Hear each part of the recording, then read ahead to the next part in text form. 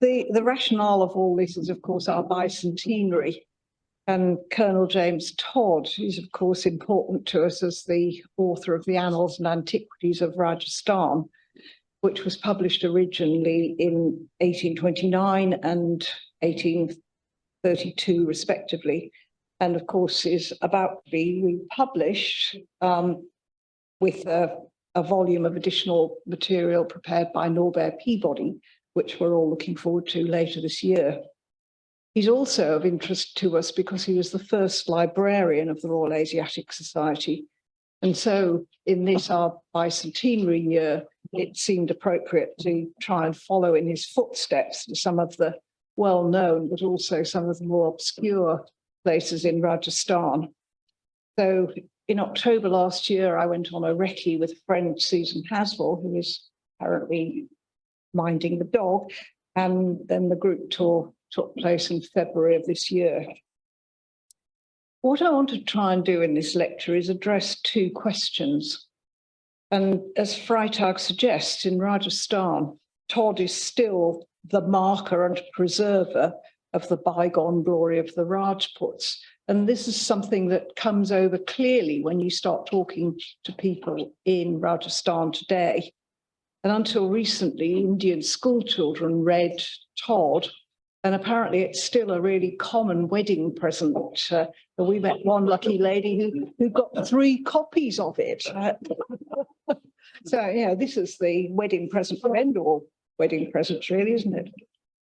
So my first question is, who was he? And as a friend asked me, how come an obscure British officer became so important in Rajasthan and remains so today? My second question is the obverse. Why did it all go so badly wrong? And I'll explain what I mean by that when we come to the next section.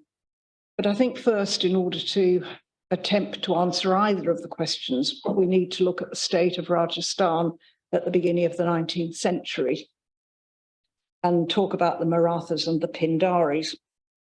The Marathas had been raiding northwest India into Malwa and Gujarat throughout the 18th century, and the Mughal inability to check them had led to incursions into neighbouring Rajasthan, which is where our story begins.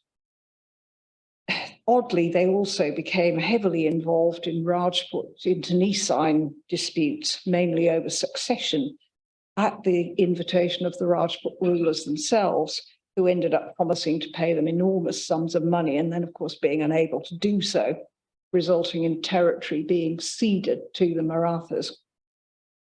They were assisted by the Pindaris, who are described as irregular troops attached to the Maratha armies, used mainly for plunder.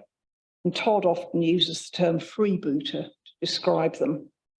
One of their leaders, Amir Khan, had assisted the Marathas, but then skillfully exploited differences between the Rajput rulers, supporting whoever seemed expedient at the time.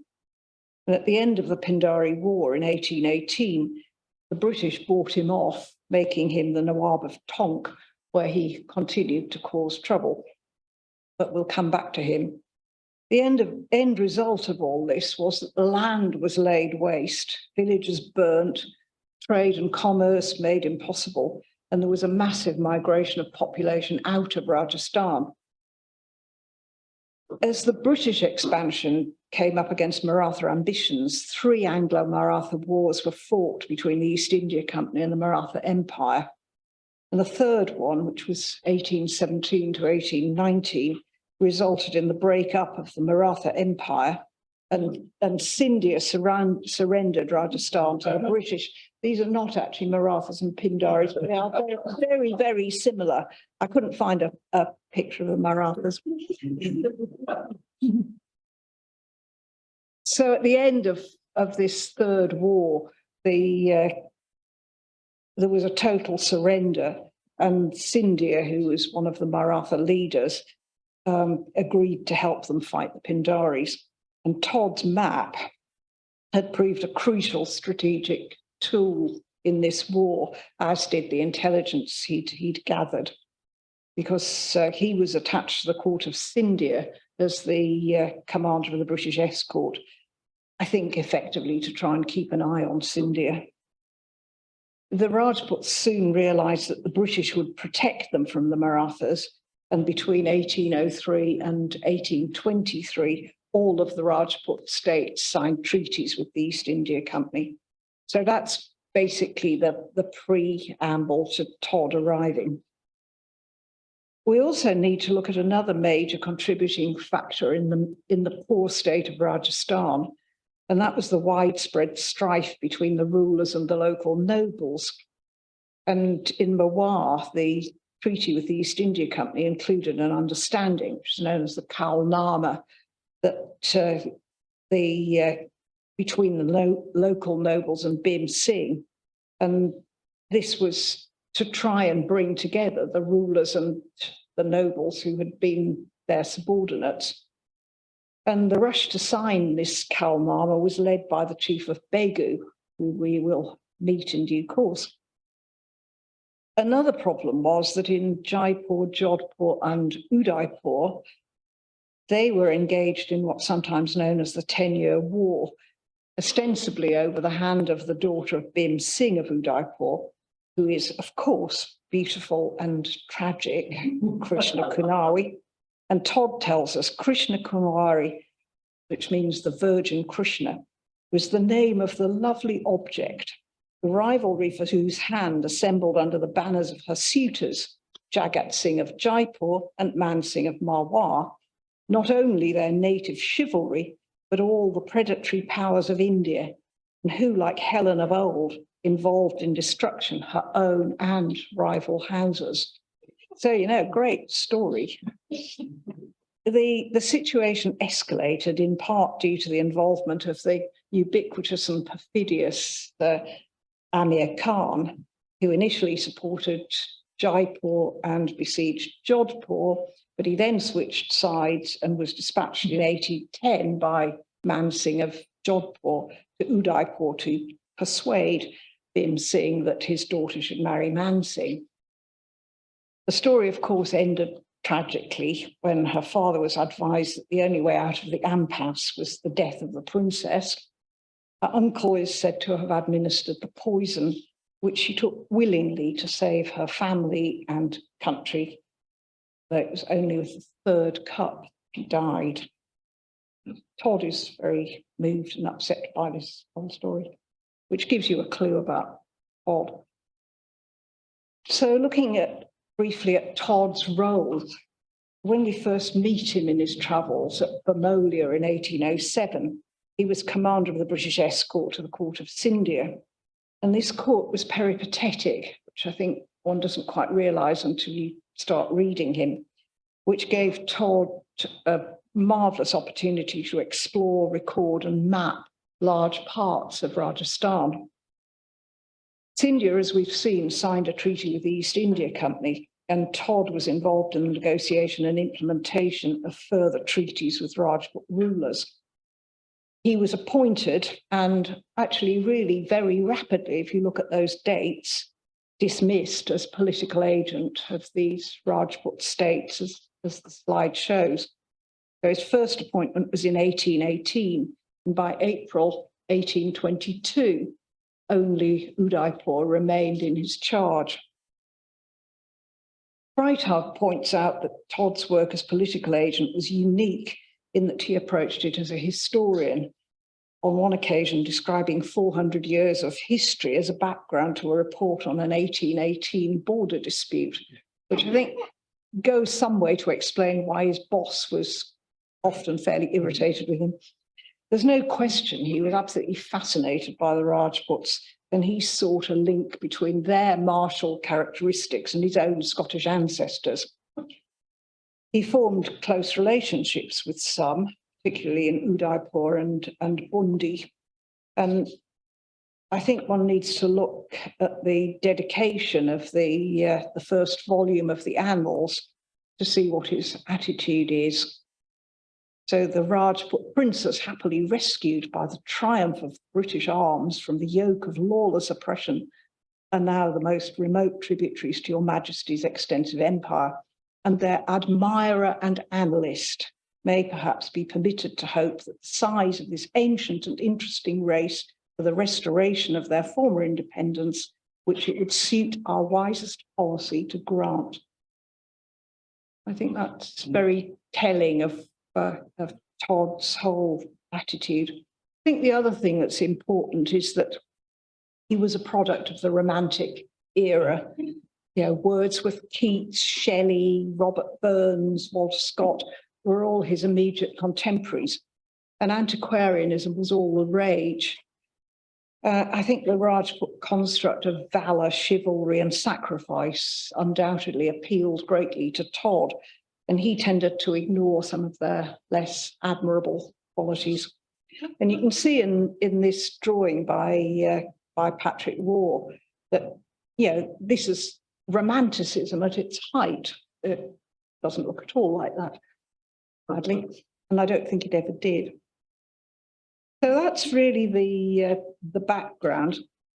We started our tour, as Todd did, in Udaipur. Todd first visited Udaipur in 1806, when an attempt was made to end the conflict between Mewar and the Marathas. And he was struck by the romantic appeal of the Rana Bhim Singh, shown in this slide. And he wrote in the Annals, "The impression made on the author upon this occasion by the miseries and the noble appearance of this descendant of 100 kings was never allowed to weaken, but kindled an enthusiastic desire for the restoration of his fallen condition, which stimulated his perseverance to obtain that knowledge by which alone he, Todd, might be enabled to benefit him." So it's got quite personal already. He got his chance 12 years later when he returned to Udaipur as a political agent. And by this time, there was an even worse mess because there was a civil war between two rival Rajput factions, which had rendered the court unable to function. And the nobles had usurped much of the crown lands and were extorting money from the Rana. Because the British were primarily interested in Mewar as a bulwark against the Marathas and as a source of revenue, Hastings told Todd to re-establish the Rana's authority and settle the country. So, yeah, quite a demanding task for what was still a very young man. The success of Todd in restoring the Rana's position, lands and revenues, unsurprisingly, made him a great hero, I think, in the eyes of Bhim Singh, who was considered a weak ruler, much under the influence of women, really, notably his mother and her friend Rampiari. And the previous Maharana was still a minor when he came to the throne, and so his mother took on the role of regent, and it was she who raised the undoubtedly very intelligent and ingenious Rampiari to the role of the de facto ruler of Mewar. Bhim Singh himself was also a minor when he came to the throne, and so the same arrangement continued, and actually continued even into his majority. And it was in Rampiari's orchards, which have been long since built upon, that Todd set up his camp and lived for the 3 years that he was based in Udaipur. And this is the house. We were very lucky to be shown the house, which is now in private ownership. It has its own temple, you can see down at the bottom. Moving on to the city palace, this is absolutely vast, with each ruler adding to it and altering it.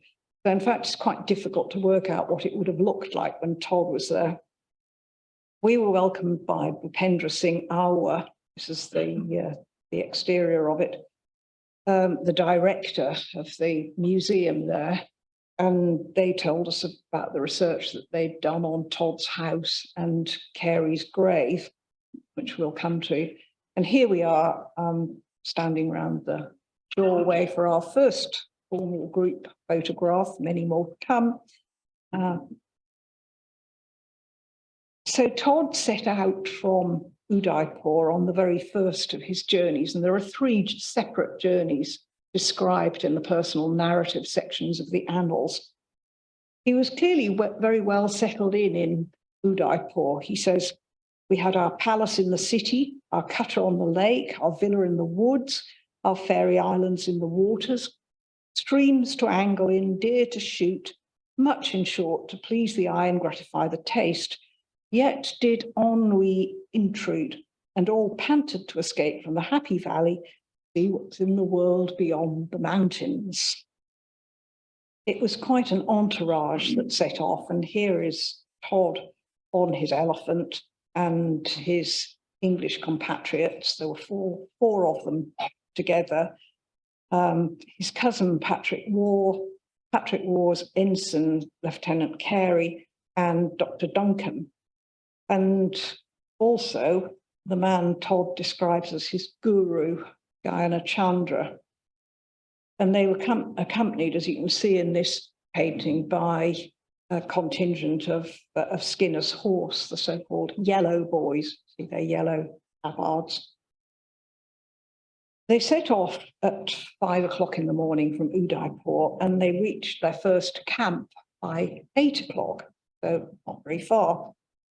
The spot chosen, and where I afterwards built a residence, was a rising ground between the villages of Mehta and Toos, sprinkled with trees, and for a space of 4 miles clear of the belt of forest which fringes the granite barriers of the valley. To the south, a mile distant, we had the Berat River, abounding in trout, and the noble lake whence it issues, called after its founder, the Uday Sagar Lake.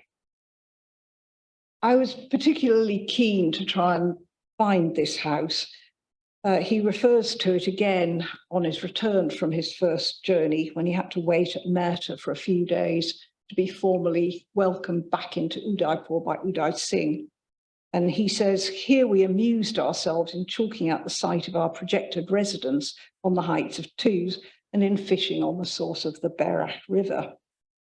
So this is the map, and it shows the important places. So we've got Mehta at the top, Toos to the right there, the Uday Sagar Lake, and in the middle is Dabok. And that's where we actually found what I am absolutely convinced is Todd's house. It's now a teacher training college, and we were welcomed both in October and again in February with great ceremony by its principal, a lady called Professor Suraj Garg, and her staff. So here we are assembled on the steps. I think if you look at this photograph from 1893 of it in already a totally ruined state, and compare that with the picture on the right, which is just of the upper story, you can see the identical arrangement of the pilasters, and also these panels with overlows cut from the corners. So I'm utterly sure that this is the right building. Unfortunately, the interior is bleak in the extreme. Like Todd, we went and visited the royal cenotaphs at Ahar. He says Ahar, where we were encamped, is sacred to the manes of the princes of Udaipur and contains the cenotaphs of all her kings since the valley became their residence. But as they do not disdain association, either in life or death, with their vassals, presents the appearance of a thickly crowded cemetery. And it was extraordinary. These are all cenotaphs. That's a tiny fraction of the totality of these cenotaphs. The other thing that was very striking was the number of sati stones, and the one on the left contains a memorial to the 18 wives of Amar Singh, who committed sati on his death. But there were lots and lots of individual ones, like the one on the right, scattered throughout well, it's not a cemetery, but it's the cenotaphs. So after he'd seen Ahar and mapped out his new house, the signs were auspicious, and Bim Singh came out of Udaipur to welcome Todd back. And I think the passage describing this in the Annals shows the closeness of the relationship between the Maharana and Todd. The Rana came. The most hearty welcomes were lavished upon us all. It was not a meeting of formality, but of well-cemented friendship. We went on from Udaipur to a lovely little hotel called Castle Bijaipur. Todd never went there, although Bijaipur is marked on his map. It's a little walled fort with a modest palace and was one of the first to become a tourist hotel in Rajasthan. The interest of it to us is that it's surrounded by farmland, and so we had a chance to look at farming at close quarters. The agricultural practices of Rajasthan clearly fascinated Todd, and he tells us a great deal about what crops were grown at various times of the year. And in the main, nothing has changed, though Susan and I were lucky enough in October to be there for the peanut harvest. There's no mention of peanuts in Todd, but apparently they were introduced into Rajasthan by the Jesuits in the 17th century. So, yeah, he may have eaten his bowl of peanuts. What's most interesting is what Todd has to say about opium. He says, a slight sketch of the introduction and mode of culture of this drug, which has tended more to the physical and moral degradation of the inhabitants than the combined influence of pestilence and war, may not be without interest. And he suggests that medicinal use dates back to antiquity, but that abuse is much more recent. I don't know what he based that on. He goes on to describe the method of cultivation and harvest, and again, nothing has changed. He says the cutting instrument consists of 3 prongs. The wound is made from the base up, and the milky juice which exudes coagulates on the outside. Each plant is thrice pierced on 3 consecutive days, the operation commencing as soon as the sun begins to warm. On cold mornings, when it congeals rapidly, the coagulation is taken off with a scraper, and that's what we saw. The guy in the top is showing us the scraper that's used to get the coagulated juices out. Todd is absolutely damning about the British exploitation of opium. He says if the now paramount power, that's the British, instead of making a monopoly of it and consequently extending the cultivation, would endeavour to restrict it by judicious legislative enactments, or at least reduce its culture to what it was 40 years ago, generations yet unborn would have just reason to praise us for this work of mercy. It's no less our interest than our duty to do so, and to call forth genuine industry for the improvement of cotton, indigo, sugarcane, other products which would enrich instead of demoralising and therefore impoverishing the country. We have saved Rajputana from political ruin, but the boon of mere existence will be valueless if we fail to restore the moral energies of her population. I think you can't say much more damning things about opium cultivation than that. In the next section of my talk, I'm going to describe some of the smaller forts in the countryside where we were lavishly entertained by the descendants of the rulers with whom Todd had worked and lived. And the first is Bermolia. This is the story of Todd's boots, which some of you already know about. Strictly speaking, Bermolia shouldn't have been part of this tour, which was otherwise based on the personal narratives of the Annals, as Todd visited it in 1807, so long before the period covered by the Annals. But it's associated with such a funny incident, and it so well illustrates what Todd was doing in the earlier part of his career that a visit was absolutely irresistible. And Maharaj Abhimanyu Singh Bermolia gave us such a warm welcome in October that we had to go back. Todd describes his visit. In 1807, when the author, then commencing his career, was wandering alone through their country, surveying their geography and collecting scraps of their statistics, he left Scindia battering Rathgar, and was returning home unattended at a brisk canter, when, as he passed through the town of Bermolia, a party rushed out and made him captive, saying that he must visit the chief. Although much fatigued, it would have been folly to refuse. He obeyed and was conveyed to a square, in the centre of which was an elevated chabutra or platform, shaded by the sacred tree. Here, sitting on carpets, was the chief with his little court. The author was received most courteously. The first act was to disembarrass him of his boots, but this, heated as he was, could not be effected. And Abimanu has had a miniature painting done by one of the court painters from the Kota area of this scene of Todd having his boots removed. So a Brahmin brought water and with a urine basin for his ablutions. Although he was but then an indifferent linguist and their patois scarcely intelligible to him, he passed a very happy hour in which conversation never flagged. And that was pretty much our experience. Conversation never flagged.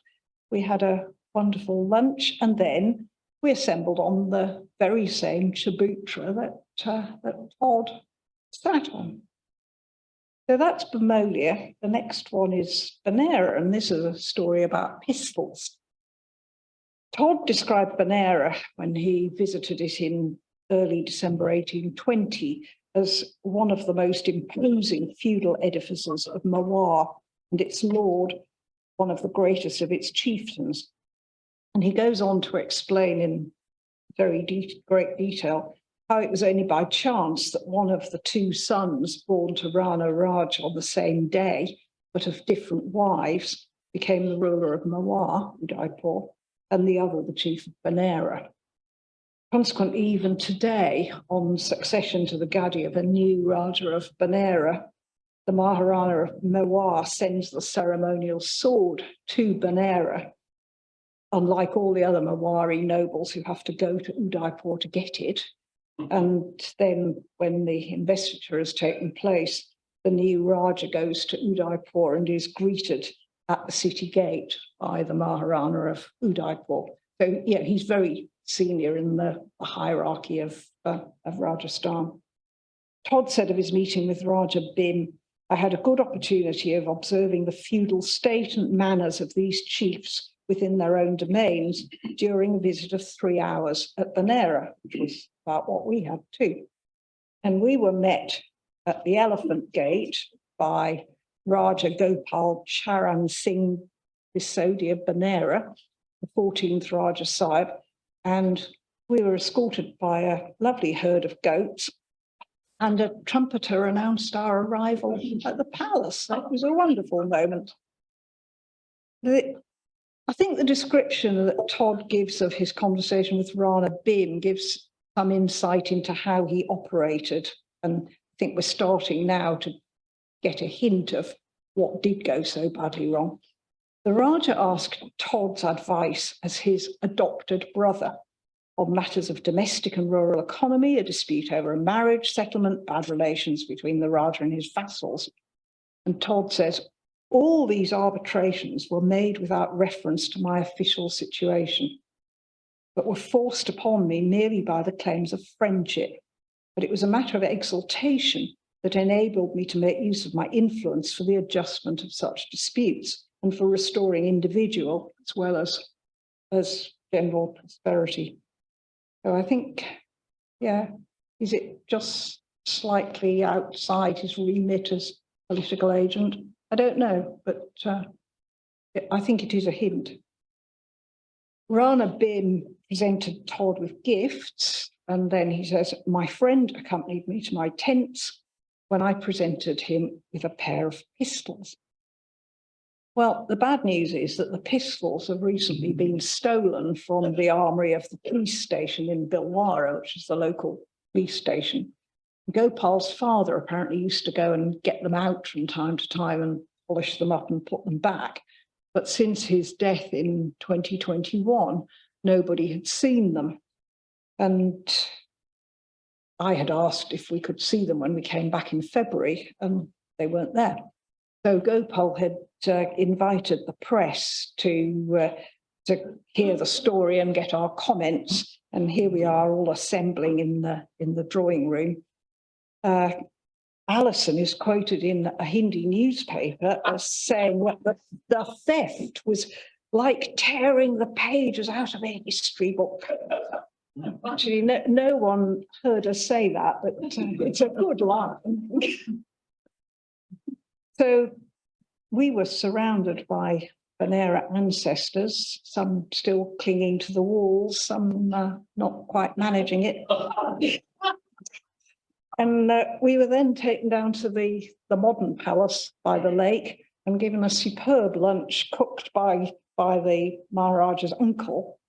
And I think we parted as Todd had done, with mutual satisfaction and, I believe, mutual regret. And so far, the pistols have not been recovered. So the third of these estates is Begu, and this was a slightly different experience. It's a boutique hotel, and when Susan and I visited in October, we were actually escorted off the premises. So there were some subsequent delicate negotiations. Don't ask Susan what I said, it's too revolting, culminated in an invitation to lunch as paying guests. So we got there. We had to go to Begu because it was the scene of one of the most dramatic and hilarious incidents in the Annals, which occurred in February 1822, and is described by Todd with actually quite unusual self-deprecation. He's not normally very good at that. The chances were 999 to 1 that I ever touched a pen again. 2 days ago, I started with all the pomp and circumstance befitting the occasion to restore the chief to the land of his sires, of which force and fraud had conspired to deprive them during more than 30 years. The old castle of Begun has a remarkably wide moat, across which there is a wooden bridge communicating with the town. The rest of Todd's party had successfully crossed this bridge, and the Mahout said to Todd that there wouldn't be room to admit Todd's elephant and howdah through the gate. Should have listened. But I heedlessly told him to drive on, and if he could not pass through, to dismount. The hollow sound of the bridge and the deep moat on either side alarmed the animal, and as she darted forward with the celerity occasioned by fear, in spite of my efforts to stop her, as I approached the gateway, I measured it with my eye, and expecting inevitable and instantaneous destruction, I planted my feet firmly against the howdah and my forearms against the archway, and by an almost preternatural effort of strength, burst out of the back of the howdah. The elephant pursued her flight inside, and I dropped senseless bridge below. So poor old senseless Todd was taken to his camp and put to bed, and the Rawat ordered that the gate must be demolished. So we did not see the gate because it's not there anymore. He said he could never have looked on it with complacency, since it had nearly deprived him of life one who had given life to them. So no gate. We were received by, we think he's a Rawat, Ajay Singh Ji Begu. The main palace is absolutely enormous, with endless stables and abandoned wings. And he told us that there are, in fact, 8 palaces at Begu, all in various states of ruination. By far the most romantic was the Lake Palace with its own temple. This poor man was still grieving over the destruction of his grandparents' French furniture and Belgian glass. It was actually quite hard not to feel sorry for him in the end. So we gave him a copy of the Dukey. Barbara here? And there he is. I think he was actually quite sorry to see us go in the end. So those were the little forts. I'm coming now to the 2 really important Raj forts, which we and Todd visited, Todd was very much moved by the great Rajput forts, particularly Kumbhalgarh and Chittagong, which he visited under very different circumstances. Kumbhalgarh had been the site of one of Todd's major diplomatic triumphs, and its reception in 1820 by Maharaja Daulat Singh was correspondingly effusive. In February 18, when he first went, Kumbhalgarh was occupied by a Maratha garrison. And luckily for Todd, they were mercenaries who hadn't been paid. So he was able to negotiate with them for payment of the arrears. He didn't have anything like enough cash on him, but he provided a bill of exchange, which astonishingly they accepted. And he says, next morning, we saw them winding down the western declivity while we quietly took our breakfast in an old ruined temple. My own escort remained in possession for a week until the Rana sent his garrison. During these 8 days, our time was amply occupied in sketching and deciphering the monumental records of this singularly diversified spot. Todd found a great deal to admire here, and typically he drew parallels with various forms of classical architecture. So, for example, he describes these battlements as Etruscan. There are over 300 temples within the fort wall, and most of them are Jain. This is War's drawing on the left of the Pasvana Jain temple. And I think it shows clearly what Todd meant when he extols its classicism. The design of this temple is truly classic. The architecture is undoubtedly Jain, which is as distinct from the Brahminical as their religion. There is a chasteness and simplicity in this specimen of monotheistic worship, affording a wide contrast to the elaborately sculpted shrines of the Shaivas and other polytheists of India. He considers that the extreme want of decoration indicates that it's ancient, though in fact there's no evidence that it's as old as he thought. And he rather destroys his own argument by telling us about another Jain temple in the vicinity, consisting of 3 stories, which you can see on the left of this slide. And of the other 300, we probably saw maybe 10, and they're all absolutely covered in the most elaborate carvings. So I don't think Todd really always saw everything. He saw what he wanted to see. Todd's party had great difficulty descending from Kumbhalgarh, and you can see on this picture there's Annabelle in a field of wheat with a great big hill above her. He said, rumour had not magnified the difficulties of the descent, which we found strewed with our baggage, arresting all progress for a full hour. But they'd apparently enjoyed the fresh mountain air and the magnificent mountain scenery. But then Carey, says the lieutenant, had an accident. There was one spot where the waters formed a pool. Little Carey was determined to trust his pony to carry him across, but deviating to the left, just as I was leaping from a projecting ledge, to my horror, horse and rider disappeared. The shock was momentary and a good ducking the only result. So we didn't get a ducking. We returned to our rather wonderful hotel, and we were taken by bullock carts to a dinner at a local stepwell. And not daunted by that, some of us the next morning climbed a very large rock and got there in time to see the sunrise. So the other of the grand forts that he saw is Chittagong. Here we've got War's drawing on the left and my recent photograph on the right, showing that the drawing is really pretty accurate and not much has changed. By then he was really ill. He was just leaving Bundi after the investiture of the young Rana. And it was also immediately after his disastrous visit to Begun. So he was being carried in a palki. But nevertheless, he tells us he reserved the little strength he had for Chittor. And he went up through the winding road, through the 5 great gates, on the same elephant that he'd been riding at Begun. He says, in passing under each successive portal, I felt an involuntary tendency to stoop, though there was a superfluity of room overhead. And it was all worth it. My heart beat high as I approached the ancient capital of the Sasodias, teeming with reminiscences of glory, which every stone in her giant-like battlements attested. And he describes all the ruins in great detail, including the Victory Tower erected by Rana Kumbh in 1440. Says it's a massive sculpture. Unfortunately, it was also an absolute mass of monkeys when we went. And here's the temple just below it. He says, below the tower is the scene of the awful Jahar on the occasion of Allah sacking Chittor when the queens all perished in the flames.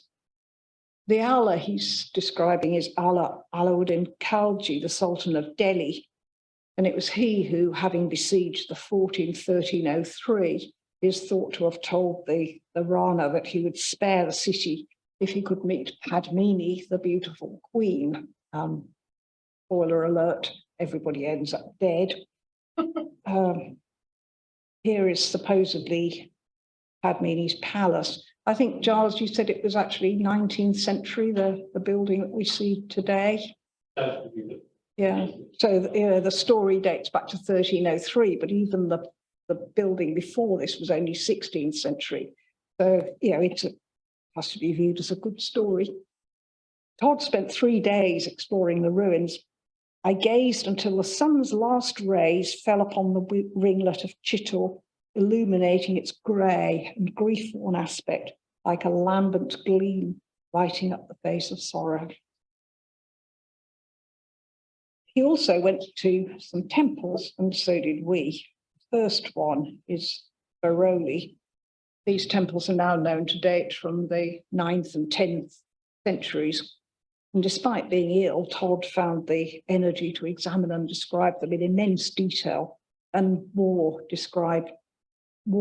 recorded the exquisite carvings. Art seems here to have exhausted itself, and we were, perhaps for the first time, fully impressed with the beauty of Hindu sculpture. The columns, the ceilings, so here the ceiling, the external roofing, where each stone presents a miniature temple, one rising over another, until crowned by the urn-like kalas. And it is stunningly beautiful. I can't help thinking that Todd's belated admiration for Hindu architecture might have had something to do with the columns, which were recorded exquisitely in the contemporary drawings.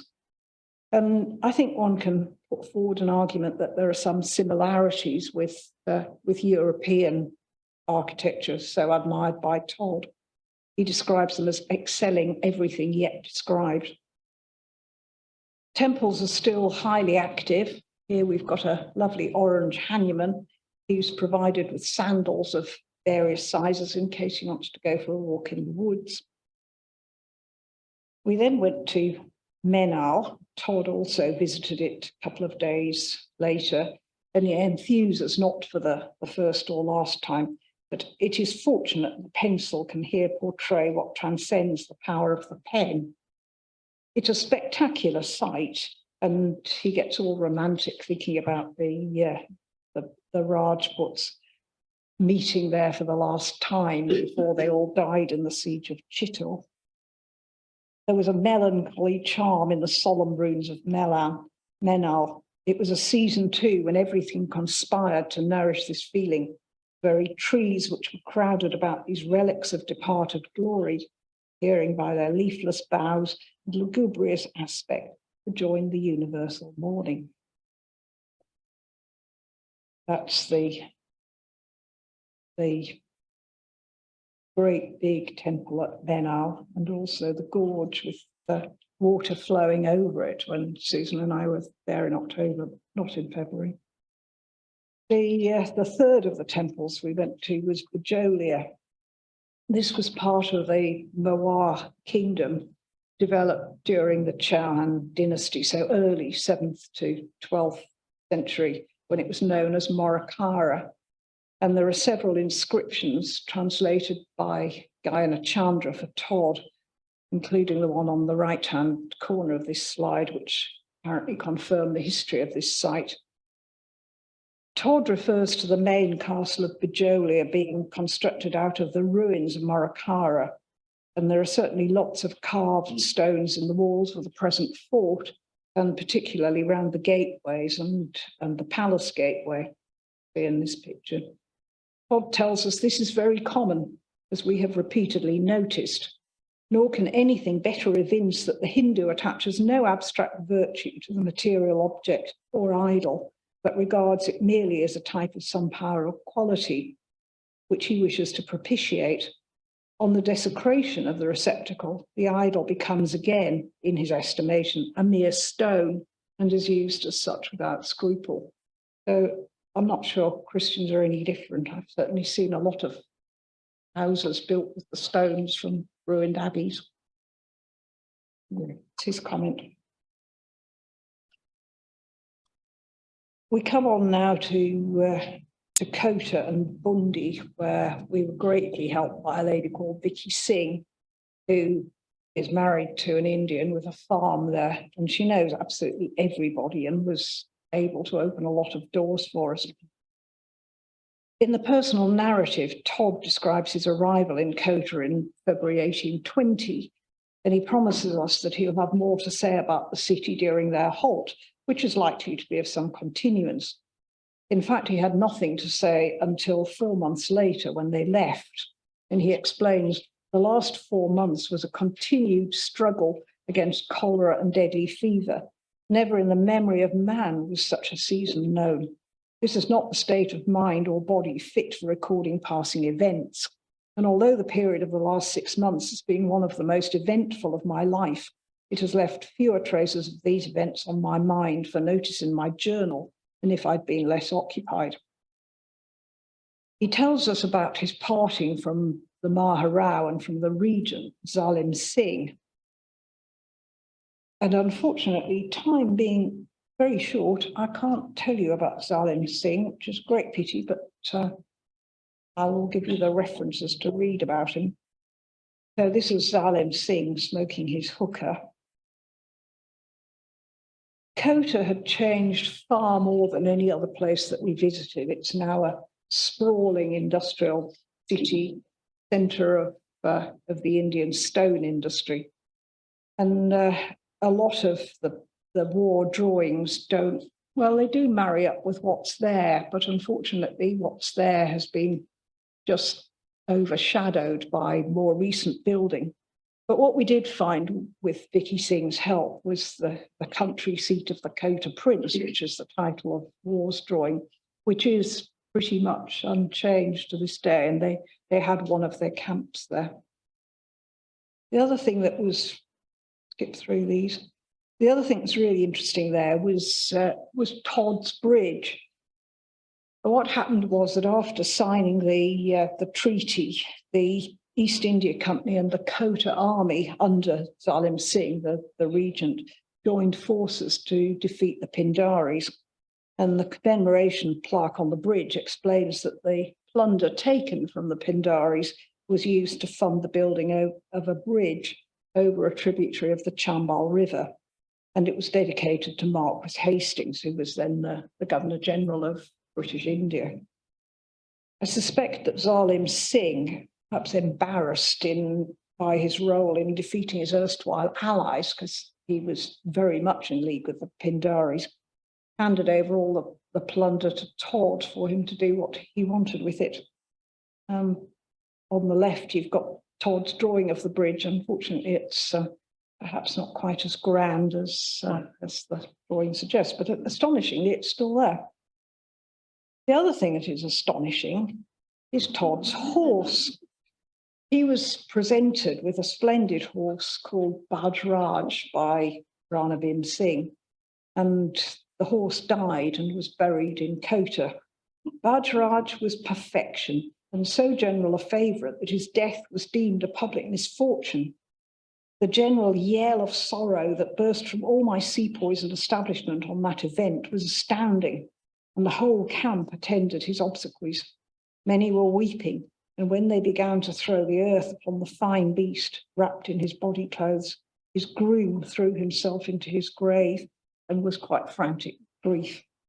I cut some locks off his mane in remembrance of the noblest beast I ever crossed. And in a few days, I observed many huge stones near the spot, which before I left Kota grew into a noble altar of hewn stone, about 20 feet square and 4 feet high, on which was placed the effigy of Bajraj, large as life, sculpted out of a block of freestone. So there it is. On the right, we've got a rather more elegant horse.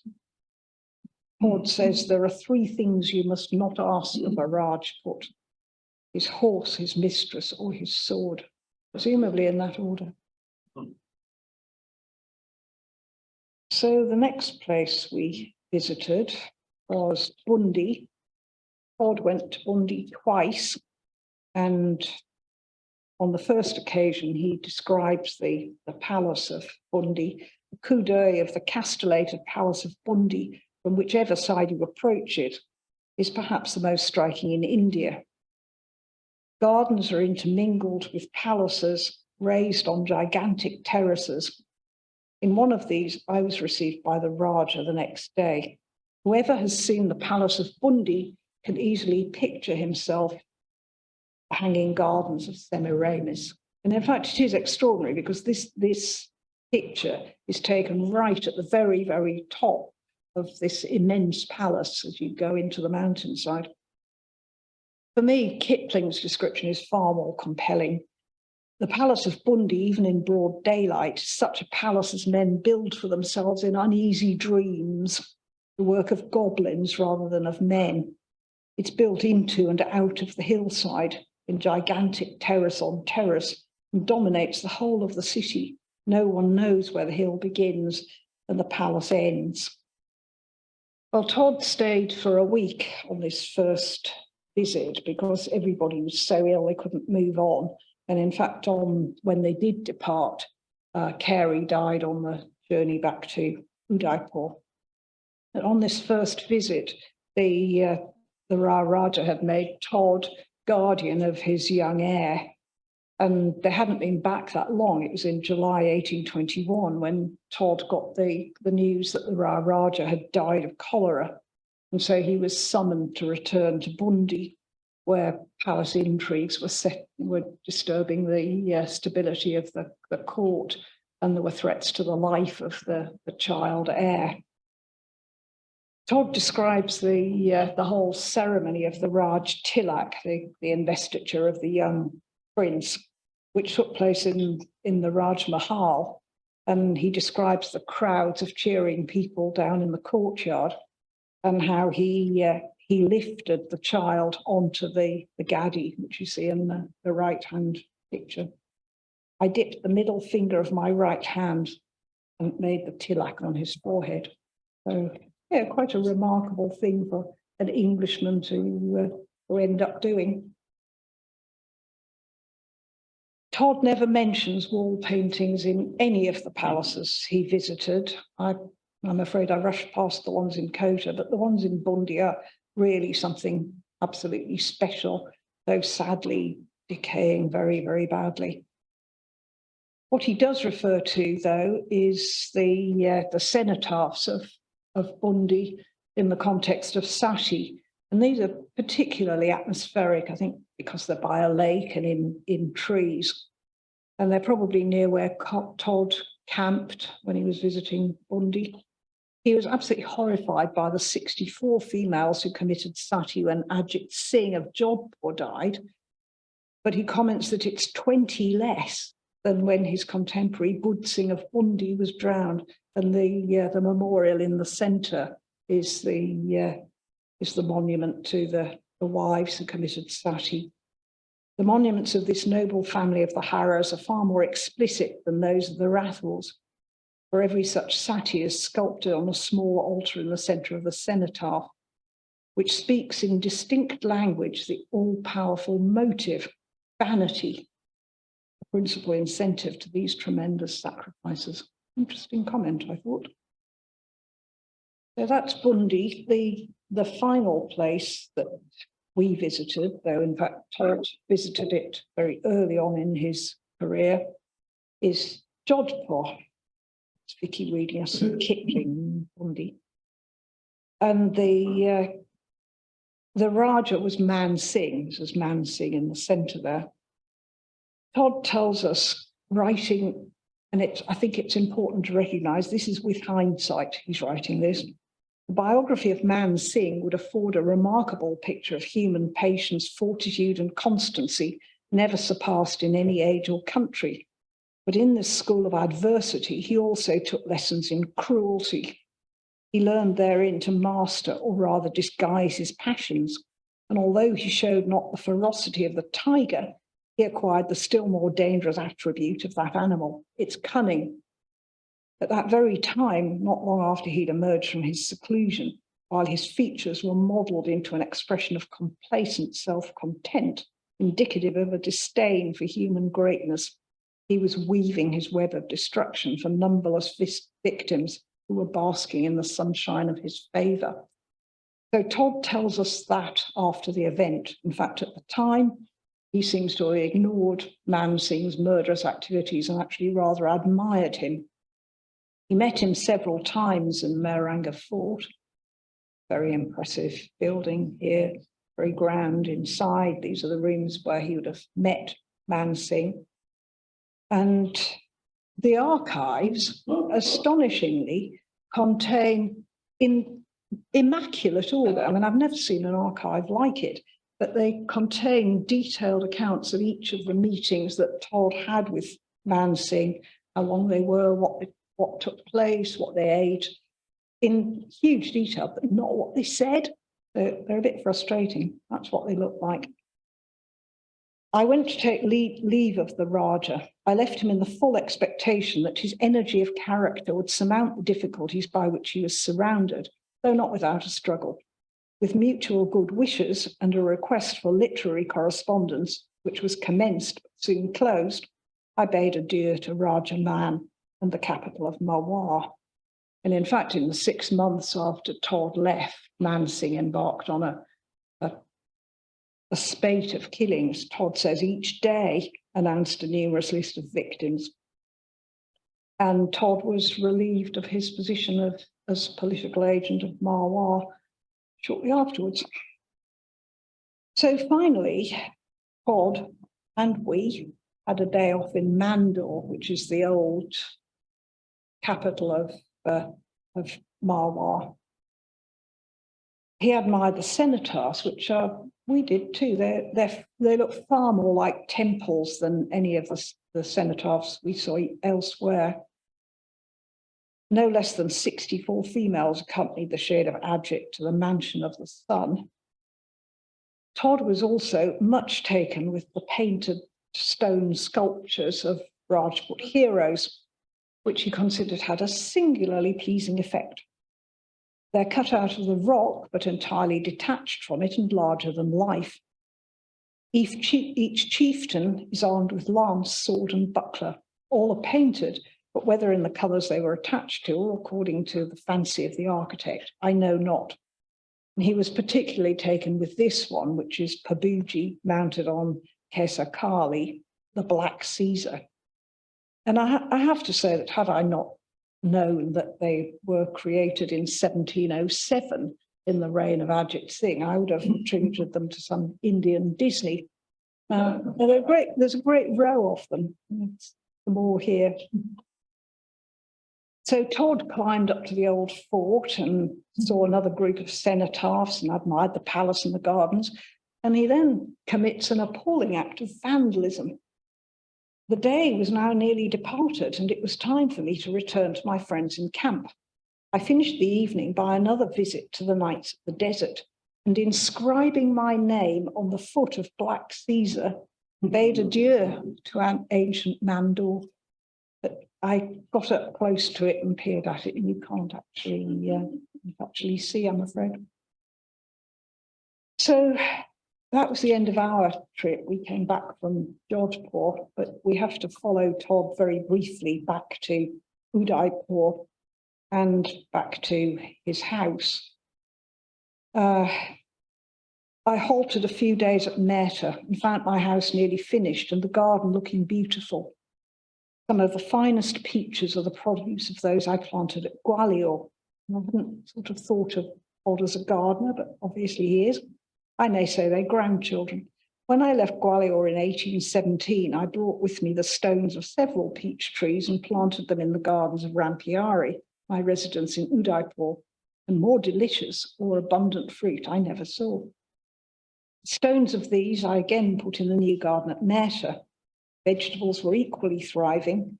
The ranas mortalised the celery. I also had my cutter on the Uday Sagar Lake, and we promised ourselves many delightful days sailing amidst islets and fishing in its stream. But as we know, it wasn't to be.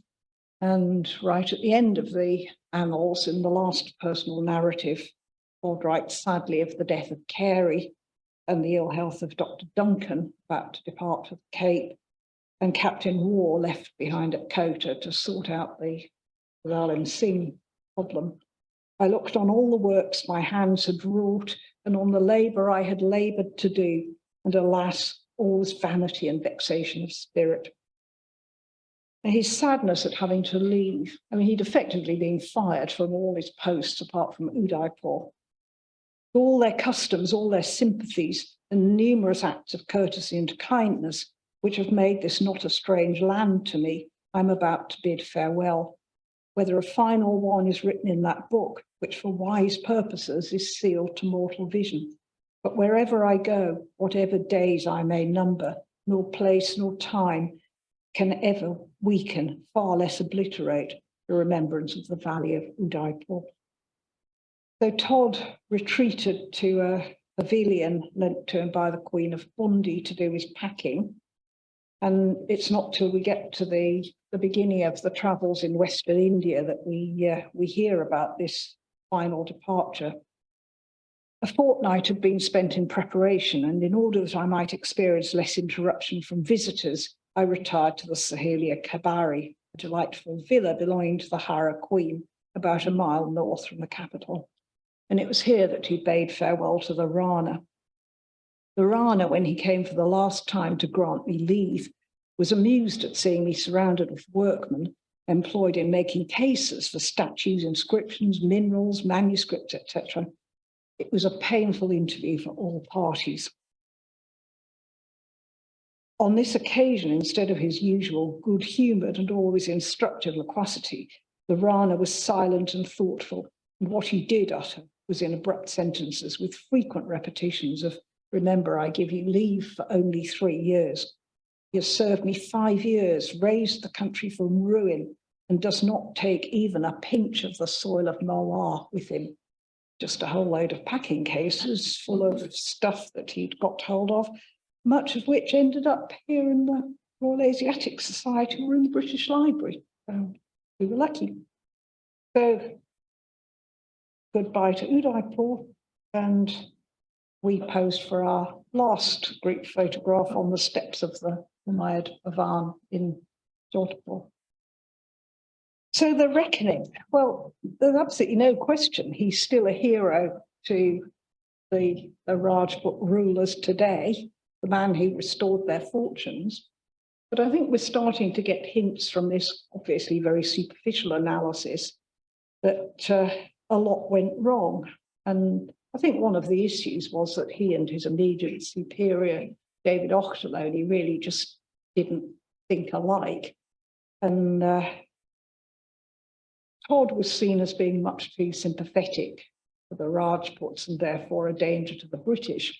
And there's certainly some substance in that, because the long story about Zalim Singh and the Maharao of Bundi that I didn't tell you about was extraordinary in that the British were officially supporting the regent, Zalim Singh, and yet Todd personally supported the Maharao and was active in making it difficult for the British to get to the right place at the right time for the fight. So he did damage the British position.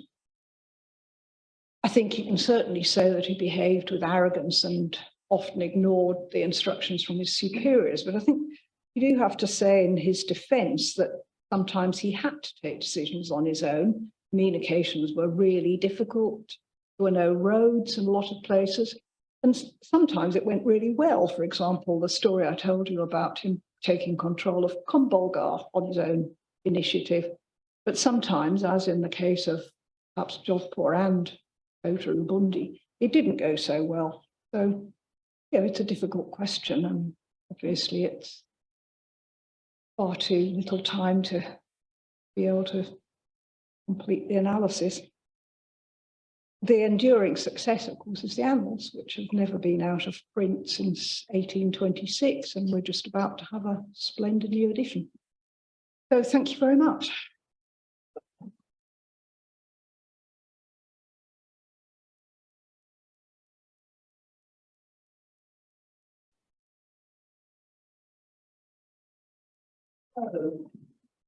This is just a token. I think Sarah, it sort of matches your clothes. yes.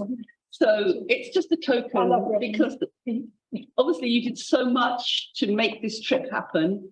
And for those of us who didn't or weren't able to go, you've really brought it alive, and you've made us, I think, at least in my case, very, very envious of what you did. So just to thank you again. Please take these flowers. I hope you've got a chance to enjoy them while you're up in London. Oh, yeah. It was a fantastic trip because it was such a wonderful group of people. And, yes, we did have great fun. Yeah. And I checked with Liz beforehand. Her preference is that people might want to ask questions, but to do it again over a glass of wine with a samosa in hand, and we can sort of close the formal part of this evening's proceedings. So just give her another round of applause.